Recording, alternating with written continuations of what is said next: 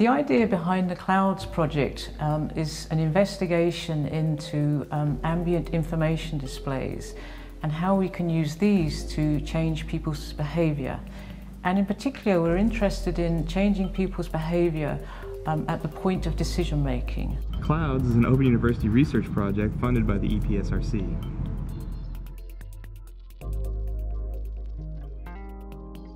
You can see that a large typical display has been set up that's giving different feeds of information depending upon what they choose to put on it.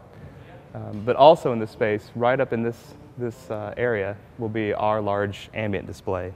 Our large ambient display is going to also be sort of pumping a constant feed of information, but the piece of information is going to be much smaller.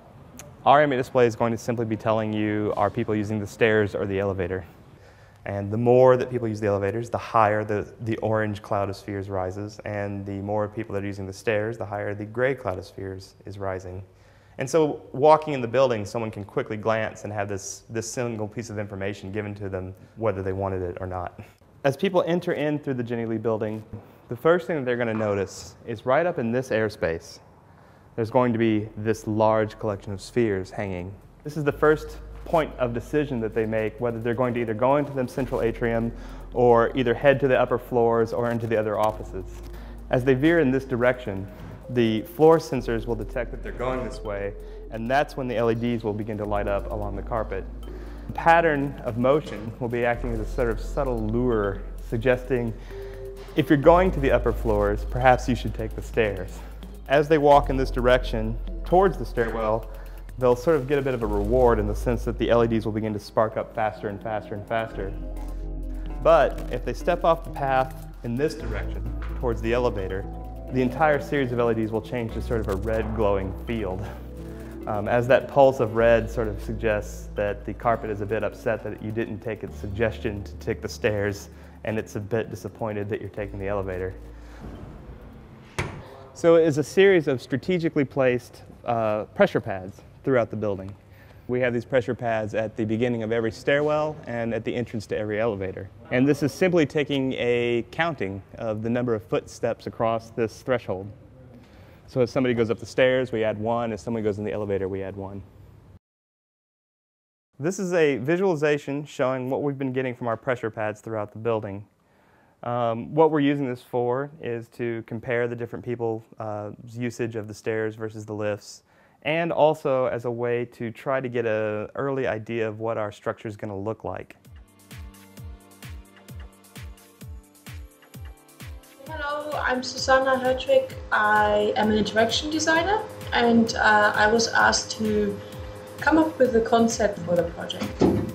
The project was about how information could play a role, or how technology could play a role inside architecture to make people do certain things. And of course, starting with a brief and then talking to the people involved in the project, like sharing ideas. So the second step was, okay, identifying these 2 spots in which the installations should take place, and also then really thinking what is feasible. Like in the entrance, the lights on the floor was inspired by these carpet tiles that were already there, so why not just use these tiles?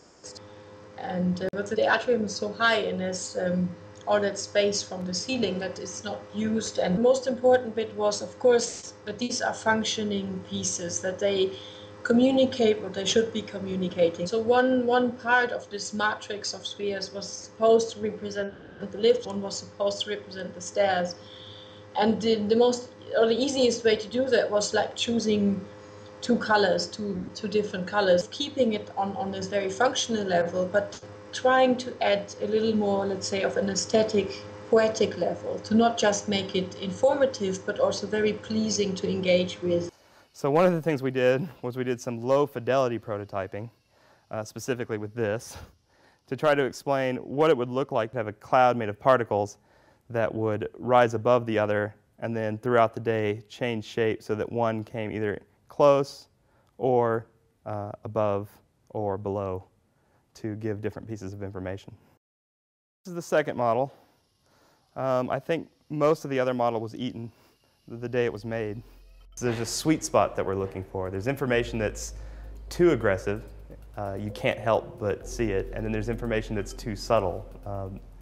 You never notice it's there. So we're really looking for the best way to design information that is useful but non-distracting and non-intrusive. The question is, how do we do it? Or how does the large atrium outside tell you a piece of information that might be of use to you without just slapping it on yet another screen and hanging it in your environment? So there's two things that we need to find from this project. One is whether or not people are capable of receiving the piece of information in the way we're delivering it. Second thing we need to find out is how they're using that information. So if we tell a bunch of people that their colleagues are all using the elevators, will they start using the stairs? If we see this change of behavior happen, then we know they're receiving the information and we know in some way the display is effective.